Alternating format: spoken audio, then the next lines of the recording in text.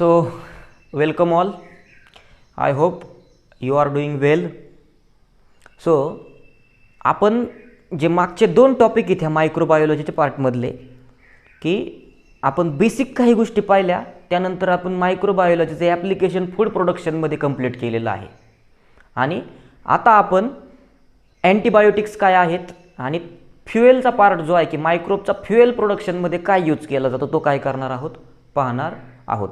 Lecture चालू करण्याच्या अगोदर मी जे सेशन घेऊन तुम्हाला कायम सांगतोय की go through the time table. जे मी रूटीन दिलेलं आहे त्या रूटीननुसार चला. ट्रस्ट मी, तुम्ही जी गोष्ट करताय, तुम्ही ज्या डिसिप्लिनने चालताय, तुम्ही ज्या नियमानुसार चालताय त्या नियमानुसार कुणीच चालत नाही. त्यामुळे तुम्हाला याचा आउटपुट 100% मिळणार आहे म्हणजे मिळणार आहे. जर 2-3 टॉपिक मागचे तुम्ही कटाळा करत असताल, ठेवले असतील, तर जरा जास्त वेळ द्या आणि ते टॉपिक काय करा, कंप्लीट करा. याचं आउटपुट जे आहे ते तुम्हाला खूप चांगल्या प्रमाणात मिळणार आहे. लक्षात घ्या, अभ्यास करायला मुलं काही 10-10, 12-12 तास अभ्यास करतात, पण प्रॉपर एका वेने तुम्हाला जावं लागतं. त्या वेने फक्त तुम्हीच चाललाय. ट्रस्ट मी, प्रॉपर मी ज्या गोष्टी सांगतोय टेक इट सिरियसली. येतंय लक्षात? क्लिअर? मी जशा गोष्टी सांगतोय तसं पूर्णपणे फॉलो करा, तुम्हाला प्रॉपर रिझल्ट मिळणार आहे. मी ज्या गोष्टी सांगतोय त्या गोष्टी जर फॉलो केल्या तर 95च्या आतमध्ये तुमचा स्कोअर येणार नाही. So today's point is antibiotics.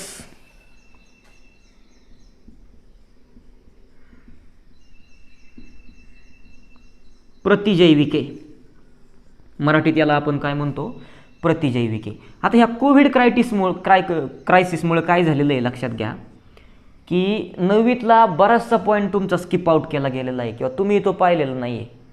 पण हे बेसिक आहे, त्यामुळे जिथे जिथे काय होईल की आपल्याला कोरिलेट करता येईल किंवा जिथे जिथे आपल्याला 9वीचा आणि 10वीचा पॉईंट एकत्र दिसतोय तिथे तिथे मी काय करतोय लक्षात घ्या की मी तुम्हाला 9वी काय करतोय थोडं सांगायचा प्रयत्न करतोय की जेणेकरून तुमचं बेसिक जे ते प्रॉपरली व्यवस्थित होईल.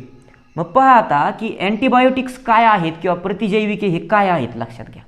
So antibiotics are the carbon compounds. पहा, definition says that it is a carbon compounds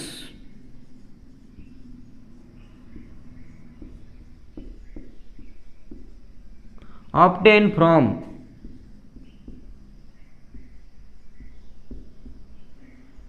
bacteria and fungus. काय आहेत हे? तर हे कार्बन कंपाऊंड्स आहेत. असे कार्बन कंपाऊंड्स आहेत की जे कशापासून तयार झालेले आहेत, जे सर्टन बॅक्टेरियापासून आपण तयार केलेले असतील किंवा कशापासून तयार केलेले असतील आपण, फंगसपासून.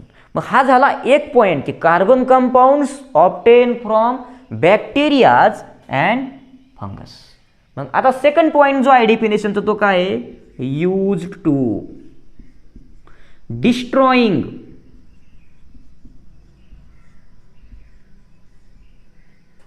or preventing the growth of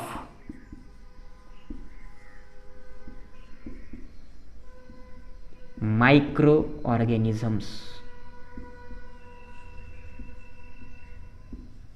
कोणते microorganism? Harmful microorganism. So antibiotics are the carbon compounds obtained from bacteria and fungus used to destroying or preventing the growth of microorganism which is harmful microorganism.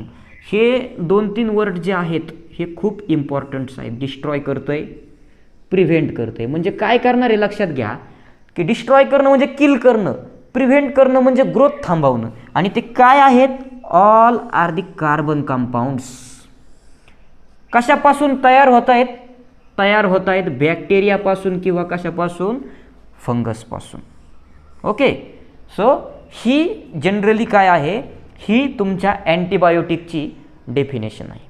मग आता 9वीत आणखी एक part दिला होता की ह्या अँटीबायोटिकचं classification दिलेलं आहे, की मी तुम्हाला जसं सांगितलं की काय सांगितलं होतं, मी तुम्हाला सिलेक्टिव्ह आणि नॉन सिलेक्टिव्ह अँटीबायोटिकची ॲक्शन सांगितली होती. आता आपण काय पाहणार आहोत, आता आपण अँटीबायोटिकचं क्लासिफिकेशन पाहणार आहोत. So antibiotics are classified into 2 types. 2 भागात जनरली काय केलं जातं, अँटीबायोटिक क्लासिफाय केलं जातं, की ह्या क्लासिफिकेशन नंतर आणि ह्या बेसिक पॉईंट नंतर, की जो 10वीचा पॉईंट आहे तुम्हाला, तो तुम्हाला इझी वाटणार आहे. लक्षात घ्या. म्हणजे काय होतं की बारीक बारीक पॉईंटवर तुमचा बोर्ड जो आहे तो क्वेश्चन विचारतो, मग आपल्याला वाटतं की पेपर काय पडला, फिरून पडला, पण पेपर कधीच फिरून पडत नाही. पेपर थोडासा बेसिक गोष्टींवर पडतो. So antibiotics are classified into 2 types depending upon the mode of action. मग कोणते कोणते, की पहिला जो टाईप असेल अँटीबायोटिकचा तो असेल नॅरो स्पेक्ट्रम, आणि सेकंड जो असेल तो असेल broad spectrum. So first one is, इकडे काय करू आपण, इथे घेऊ सपोज नॅरो स्पेक्ट्रम,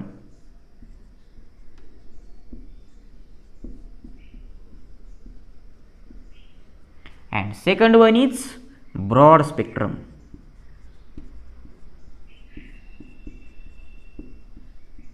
आता पहा, ब्रॉड आणि नॅरो, इथंच तुम्हाला काय होते, इथंच तुम्हाला एक गोष्ट काय होते पूर्णपणे प्रॉपरली कळते.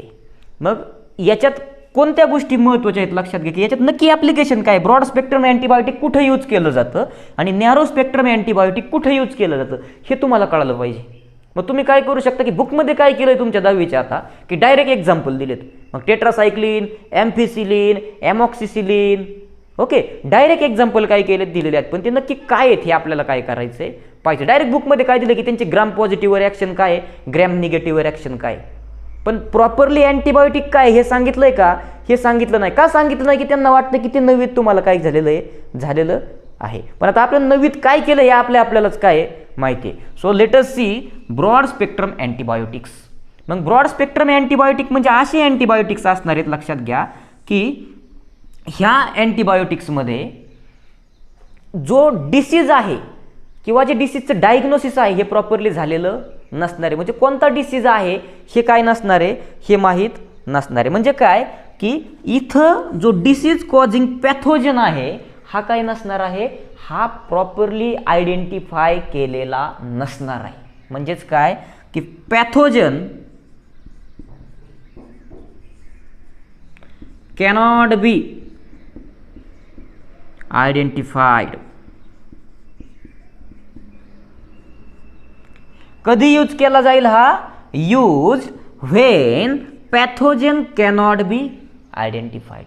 आणि इथं काय असणार आहे, used when pathogen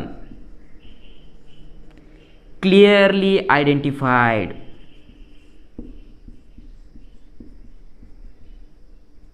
Pathogen means disease causing organism or disease causing microorganism.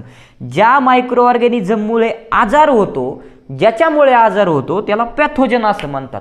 म्हणजे काय होतं, की नॅरो स्पेक्ट्रममध्ये आपल्याला माहिती आहे की कशामुळे आजार झालाय, आणि ब्रॉड स्पेक्ट्रममध्ये आपल्याला कळत नाही की कशामुळे आजार झालेला आहे. म्हणजे नक्की निदान होत नाही आजाराचं, पॅथोजन कळत नाही, त्यावेळेस ब्रॉड स्पेक्ट्रम अँटीबायोटिक यूज केलं जातं. आणि ज्यावेळेस पॅथोजन प्रॉपरली माहीत असतो त्यावेळेस नॅरो स्पेक्ट्रम अँटीबायोटिक काय केलं जातं, यूज केलं जातं. मग ब्रॉड स्पेक्ट्रम अँटीबायोटिकचे जनरली 3 एक्झाम्पल आहेत. मग कोणते कोणते आहेत लक्षात घ्या. First one is amoxicillin,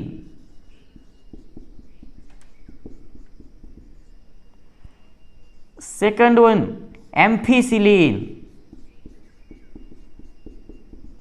and third one is tetracycline. हा टेट्रासायक्लिन तुमच्या बुकमध्ये दिलेला आहे. मग लक्षात घ्या आता की हे 3 आपल्याला काय करायचे, लक्षात ठेवायचे. मग याची आपण एक ट्रिक बनवू आता.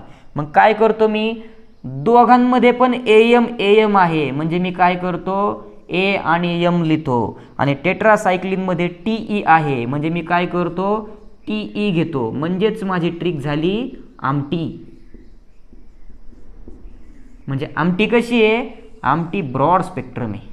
म्हणजेच amoxicillin, ampicillin and tetracycline, this 3 antibiotics are the broad spectrum antibiotics. आणि टेट्रासायक्लिनचा तुमच्या बुकमध्ये हे केलेलं आहे, तर टेट्रासायक्लिन कुठे यूज केला जातो? कॅन्सर ट्रीटमेंटमध्ये. टेट्रासायक्लिन कुठे यूज केला जातो तुमचा? कॅन्सर ट्रीटमेंटमध्ये. ही गोष्ट तुम्ही काय करू शकता? तुमच्या एक्स्ट्रा पॉईंटमध्ये ॲड करू शकता. मग इथं आता नॅरो स्पेक्ट्रमचे काय आहेत? 3 एक्झाम्पल आहेत. ते कोणते कोणते? पहिलं एक्झाम्पल की फर्स्ट अँटीबायोटिक जे आहे त्याचं नाव आहे penicillin.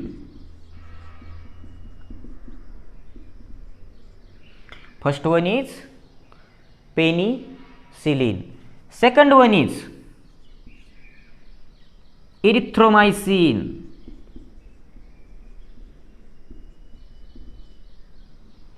and third one is gentamicin. मग आता याची ट्रिक काय बनते आपण काय करू पाहू. मग पहा की पेनिसिलिनचा काय करतो मी? पी घेतो फक्त. त्याच्यानंतर इरिथ्रोमायसिनचा काय करतो का? पेनिसिलिनचा PEN घेतो, इरिथ्रोमायसिनचा E घेतो आणि जेंटामायसिनचा G घेतो. म्हणजे ट्रिक होईल माझी पणजी. जर पाहिलं तुम्ही तर ट्रिक काय होणार आहे? ट्रिक होणार आहे पणजी. ओके. किंवा काय करा, पेनिसिलिनचा फक्त P घ्या,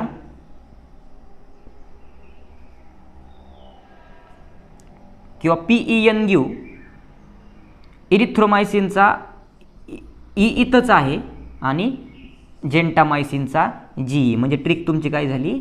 ट्रिक झाली तुमची पणजी. ह्या प्रकारे तुम्ही काय करू शकता की ब्रॉड स्पेक्ट्रम आणि नॅरो स्पेक्ट्रम काय करू शकता? यूज करू शकता. आणि आता पेनिसिलिनचा यूज तुम्हाला माहिती आहे कुठं यूज केलं जातं? ते ENT डिसीजमध्ये, म्हणजे इयर, नोज आणि थ्रोट ह्या डिसीजमध्ये पेनिसिलिन जनरली काय केलं जातं? यूज केलं जातं. पणजी छोटे, गोव्याची राजधानी छोटे आहे खूप, त्याच्यामुळे आपण त्याची ट्रिक काय केली? अशी तयार केली. क्लिअर?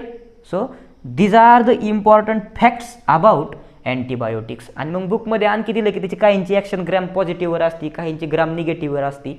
आणि एक दिलं आहे की ट्युबरक्युलोसिसमध्ये एक अँटीबायोटिक यूज केला जातो, त्याचं नाव आहे रिफामायसिन.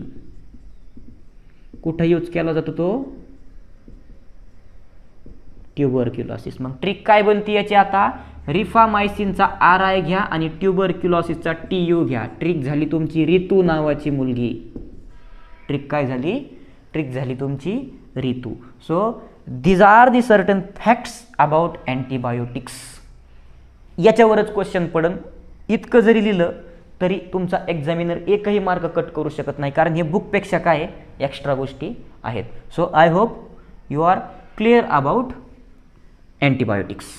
So next point is microbes for fuels.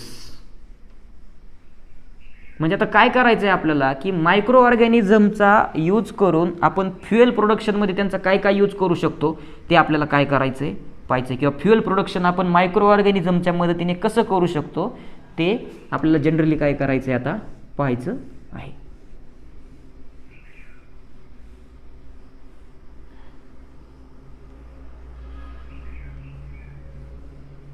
मग पहा आता microbes and fuel. Next point is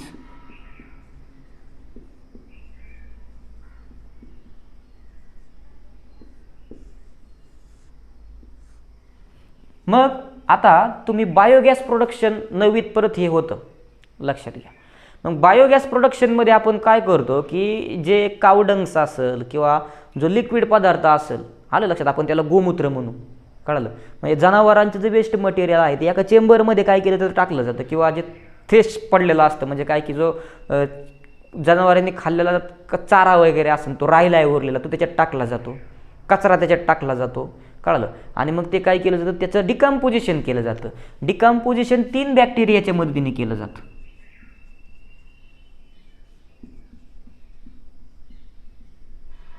decomposition मी काय सांगितलं की डिकम्पोजिशन 3 बॅक्टेरियाच्या मदतीने केलं जातं. मग 1 नंबरचा असेल क्लॉस्ट्रिडियम, 2 नंबरचा आहे सुडोमोनॅज, 3 नंबरचा आहे सेल्युलोमोनॅज. ह्या 3 बॅक्टेरियाच्या मदतीने काय केलं जातं की बायोगॅस प्रोडक्शन केलं जातं. म्हणजे की जे जे मटेरियल आहे, जे वेस्ट मटेरियल आहे याचं विघटन केलं जातं. क्लिअर. तर आता आपल्याला काय करायचं की मग फ्युएलचे 3 टाईप आहेत. कळलं की लिक्विडमधलं फ्युएल कोणतं आहे, सॉलिड फ्युएल कोणतं आहे, किंवा हायड्रोजन गॅसचा यूज काय आहे, हे काय करायचं आहे आता आपल्याला पाहायचं आहे. तर मग तुमच्या बुकमध्ये सगळ्यात फर्स्ट फ्युएल जे दिलेलं आहे ते कोणतं आहे, दिस इज अ गॅसियस फ्युएल.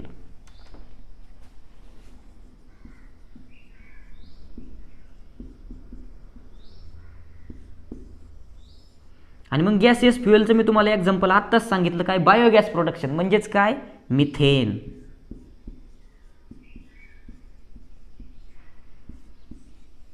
कळलं. मग हा काय आहे, हा गॅसियस फ्युएल म्हणून काय होतो, ऍक्ट होतो. कोणत्या प्रोसेसने तयार केला जातो, अनएरोबिक. कोणती मेथड यूज केली जाते इथं, अनएरोबिक मेथड काय केली जाते, यूज केली जाते. म्हणजे without the presence of oxygen काय केला जातो की हा गॅस काय केला जातो, यूज केला जातो. म्हणजे डिकम्पोजिशनची जी मेथड आहे ही अनएरोबिक डिकम्पोजिशन काय केलं जातं, मिथेनमध्ये यूज केलं जातं. मिथोजेनिक बॅक्टेरियाच्या माध्यमातून हा मिथेन काय केला जातो, तयार केला जातो. आणि मग याचा उपयोग फ्युएलमध्ये केला जातो. म्हणजे बायोगॅस प्रोडक्शनमध्ये तुम्हाला मिथेन काय करता येतो, तयार करता येतो. ह्या मिथेनलाच आणखी मार्स गॅस सुद्धा म्हणतात, कारण तो मार्स एरियामध्ये दलदलीच्या प्रदेशात काय होतो, सापडतो. कळलं. त्याचं स्ट्रक्चर असं आहे, 1 राजा आणि 4 राण्या, CH4. कार्बन नावाचा 1 राजा आहे आणि त्याला 4 राण्या आहेत. हे असं मिथेनचं काय तुमच्या स्ट्रक्चर आहे. मग आता आपल्याला 2 नंबरचं फ्युएल जे पाहायचं आहे त्याचं नाव काय आहे, ते आहे लिक्विड फ्युएल. आणि मग ते सगळ्यांच्या ओळखीचं आहे. लिक्विड फ्युएल कोणतं येते, तर ते आहे इथेनॉल. कोणतं आहे आता, इथेनॉल. इथेनॉल म्हणजे काय, इथेनॉल म्हणजे दारू, त्याला स्पिरिट सुद्धा म्हणतात. कळलं, काय म्हणतात, स्पिरिट किंवा दारू. मग आता इथेनॉल आलं की तुम्हाला लगेच आठवलं पाहिजे, कोण आठवली पाहिजे तुम्हाला, आठवली पाहिजे तुम्हाला साक्षी. साक्षी कशी आहे, साक्षी बेवडी आहे. म्हणजेच काय, सॅक्रोमायसिस सेरेव्हिसी काय केली जाते, इथे यूज केली जाईल, फर्मेंटेशन केलं जाईल कार्बोहायड्रेटचं आणि इथेनॉल यूज केला जाईल. इथेनॉलला आणखी म्हटलं जातं क्लिअर फ्युएल, स्वच्छ इंधन म्हणून काय केलं जातं. लक्षात घ्या की आता जे पेट्रोल पंप आहेत त्यात गव्हर्नमेंटने काय केलंय की कंपल्सरी त्याच्यात काय केलंय, इथेनॉल मिक्स करायला लावलंय तुमच्या कशात, पेट्रोलमध्ये किंवा डिझेलमध्ये. याचं कारण का, कारण ते स्वच्छ इंधन आहे, ते क्लिअरली जळतंय. कळलं, ते जास्त पोल्युशन करत नाही, पण त्याचा एक इफेक्ट कार्बोरेटरवर पण होतो. म्हणजे जर तुमच्या काय केलं जातं की एक 20 ते 30% काय केलेलं आहे की एक लिमिट दिलं आहे की तुम्ही तितकं इथेनॉल काय करू शकता, पेट्रोलमध्ये मिक्स करू शकता. म्हणजे 1 लिटर जर तुमचं काय असेल पेट्रोल असेल तर त्याच्यात 20% तुम्ही काय करू शकता, 10 किंवा 20 किंवा 30% काय करू शकता, तुम्ही इथेनॉल मिक्स करू शकता. पण आता काही पेट्रोल पंपवाले काय करतात, 50-60% इथेनॉलच मिक्स करतात. मग त्याचा परिणाम कार्बोरेटरवर होतो, गाडी लवकर खराब होते आपली. मग आपण म्हणतो ना पेट्रोल खराब आहे, का खराब आहे, कारण त्याची इथेनॉलचं प्रमाण कसं असतं, जास्त असतं. कळलं. पण जनरली काय की इथेनॉल काय म्हणून यूज केला जातो, क्लिअर फ्युएल, कारण तो क्लिअरली जळतो, तो पोल्युशन करत नाही आणि त्यामुळं तो इन्व्हायरमेंट फ्रेंडली आहे. Okay, so ethanol is also use as किंवा also called as clear fuel. It is pollutionless and it is obtain with the help of साक्षी means saccharomyces cerevisiae with decomposition और with fermentation process. मग हे झालं काय, हे झालं तुमचं इथेनॉल प्रोडक्शन. आणि सगळ्यात इम्पॉर्टंट ज्याला फ्युचर फ्युएल असं म्हटलं जातं त्याचं नाव आहे हायड्रोजन गॅस. याच्यावर आणखी रिसर्च चाललेला आहे, पण हा भविष्यात काय केला जाऊ शकतो, फ्युएल म्हणून यूज केला जाऊ शकतो. त्याचं नाव काय आहे, हायड्रोजन गॅस. ओके, याला काय म्हटलं मी, फ्युचर. डायरेक्ट क्वेश्चन येईल तुम्हाला, फ्युचर फ्युएल कुणाला म्हटलं जातं, कुणाला म्हटलं जातं, हायड्रोजन गॅसला म्हटलं जातं. कळलं. मग आता हायड्रोजन गॅस कसा तयार केला जातोय, लक्षात घ्या की हा रिलीज केला जातोय बघा, रिलीज्ड ड्युरिंग बायोफोटोलायसिस.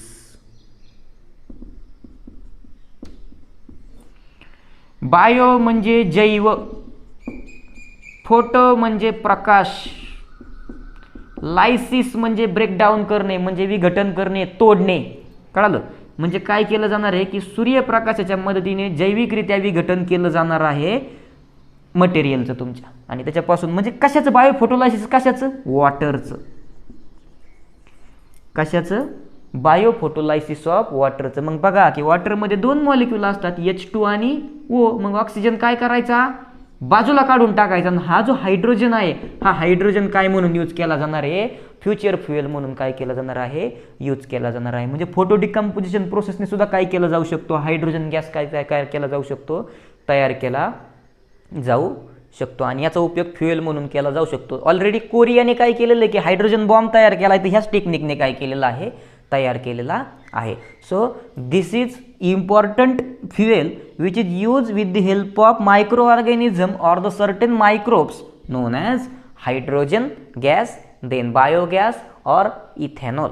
ह्या 3 प्रकारच्या जे काय आहेत मटेरियल आहे, याच्याद्वारे आपण काय करू शकतो की याचा उपयोग आपण फ्युएल म्हणून करू शकतो. आणि आता लास्ट टॉपिक जो आहे आजच्या टॉपिकचा, किंवा आजचा पार्ट आपला जो आहे त्याचा लास्ट टॉपिक जो आहे तो काय आहे, पहा की बुकमध्ये तुमच्या एक आकृती दिलेली आहे. पहा काय, बायोफ्युएल, जैव इंधन. ओके. मग आता इथं तुम्हाला एक गोष्ट सगळ्यात पहिल्यांदा कळली पाहिजे, what is mean by biomass.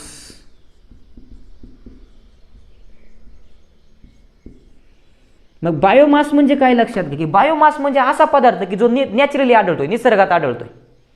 Okay. मग तो 3 प्रकारचा असेल, सॉलिड असेल, लिक्विड असेल किंवा गॅस असेल. आणि त्याच्या वापराने काय करतोय आपण की त्याच्या मदतीने आपण इंधन तयार करतोय. म्हणजे सपोज आता मी काय करतो की मी एक एक्झाम्पल देतो तुम्हाला, काय की आपण गहू लावतो, कळलं. मग आपल्या गरजेचं काय, फक्त आपल्या गरजेचं फक्त गहू असतो, लक्षात घ्या. पण त्याचं जे थ्रेशिंग राहिलेलं आहे, कळलं, त्याच्या जे कांड्या राहिलेल्या आहेत त्या काय केल्या जातात, पहा की तुमच्या बुकमध्ये एक फिगर आहे त्याच्यात पण ते दाखवलं आहे, लक्षात घ्या. म्हणजे गहू असेल की तो गहू काय झाला आहे, मोठा झाला, तो मॅच्युअर झाला, आपण गहू साईडला केला, आणि ज्या कांड्या आहेत त्या कांड्या परत काय केल्या जातात, कलेक्ट केल्या जातात. त्या कलेक्ट करून काय केल्या जातात, तुम्हाला माहिती आहे, मी पहिल्याच लेक्चरमध्ये तुम्हाला जे आपलं 6वा चॅप्टर त्यामध्ये सांगितलेलं आहे की प्लॅन्टमध्ये सगळ्यात महत्त्वाचा कंटेंट कोणता असतो, सेल्युलोज असतो.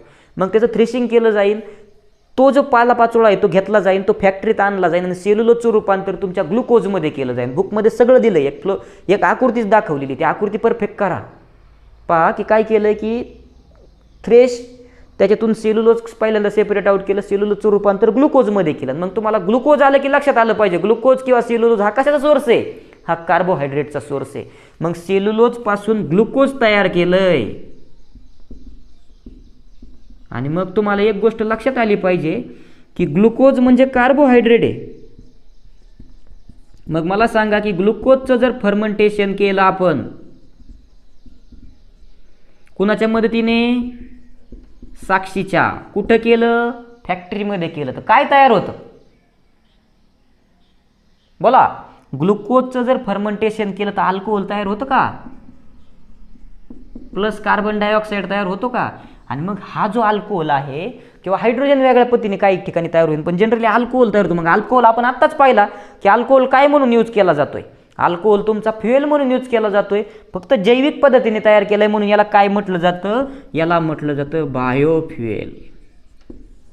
ओके. काय म्हटलं जातं, बायोफ्युएल. मग हे तुमच्या परत कशात यूज केलं जाणार की व्हेकल्स असतील, एअरप्लेन्स असतील, मोठ्या मोठ्या गाड्या असतील, त्याच्यात यूज केलं जाणार. आणि त्या गाड्या परत काय करणार, कार्बन डायऑक्साईड रिलीज करणार. आपल्याला माहिती कार्बन डायऑक्साईड परत कुठं यूज केला जातो, हे जे बायोमास आहे म्हणजे परत जे प्लांट आहेत ते प्लांट काय करतात, फोटोसिंथेसिससाठी परत कार्बन डायऑक्साईड काय करतात, यूज करतात. म्हणजे तयार झालेला कार्बन डायऑक्साईड आहे हा ग्रीन हाऊस इफेक्ट न करता काय करतो, पोल्युशन न करता तो परत प्लांटच्या वाढीसाठी काय होतोय, उपयोगी ठरतोय. म्हणजे पोल्युशनही कमी होणार आहे, आपला जो खर्च आहे इंधनावरचा तोही कमी होणार आहे या बायोफ्युएलच्या मदतीने. आणि आता जो टॉपिक आहे बायोफ्युएलमध्ये, बायोफ्युएलचे 3 प्रकार असतात, कळालं. कोणते कोणते, solid, liquid and gases. Common आहे, कॉमन सेन्सच्या गोष्टीत आता तुम्हाला ह्या गोष्टी तुम्ही पाहिलेल्या आहेत, ह्या गोष्टी सगळ्या, सॉलिड काय, लिक्विड काय आणि गॅसेस काय.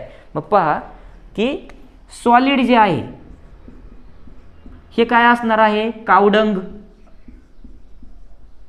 गाईचं शेण, ओके, आपण त्याला गवऱ्या म्हणतो, ते कावडंग, किंवा जे वेस्ट आहे, वेस्ट म्हणजे काय की प्लांट वेस्ट म्हणू आपण त्याला, लिव्ज असतील, कळलं, किंवा पाचट म्हणतो आपण त्याला. हे सगळे पदार्थ काय असणार आहे, किंवा थ्रेशिंग मटेरियल जे असेल हे सगळं तुमच्या सॉलिडमध्ये येणार आहे. ओके. मग त्यानंतर 2 नंबरचं जे असतं ते असतं लिक्विड. 2 नंबरचा पॉईंट काय आता लिक्विड, की जसं सॉलिड आपण पाहिलं तसंच आपण काय पाहणार आहे लिक्विड. मग लिक्विडमध्ये काय व्हेजिटेबल ऑइल्स,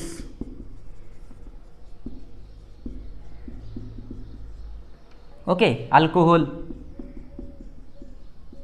हे काय झालं, हे तुमचं झालं लिक्विड बायोफ्युएल. आता व्हेजिटेबल ऑइल कसं लक्षात ठेवा की जट्रोपाकुरकस नावाचं एक काय आहे प्लॅन्ट आहे, त्याच्यापासून काय केलं जातं की त्याचे सीड एक्स्ट्रॅक्ट आउट केलं जातं, त्याच्या सीडचं तेल काढलं जातं आणि त्या तेलापासून फ्युएल त्याचं म्हणून यूज केलं जातं जट्रोपाकुरकस. कळालं, ते बुकमध्ये नाही तुमच्या. आणि 3 नंबरचं जे आहे ते काय गॅसियस. मग इथं काय लिहिताल तुम्ही कोल गॅस किंवा आणखी काय गोबर गॅस म्हणजेच मिथेन. कळालं.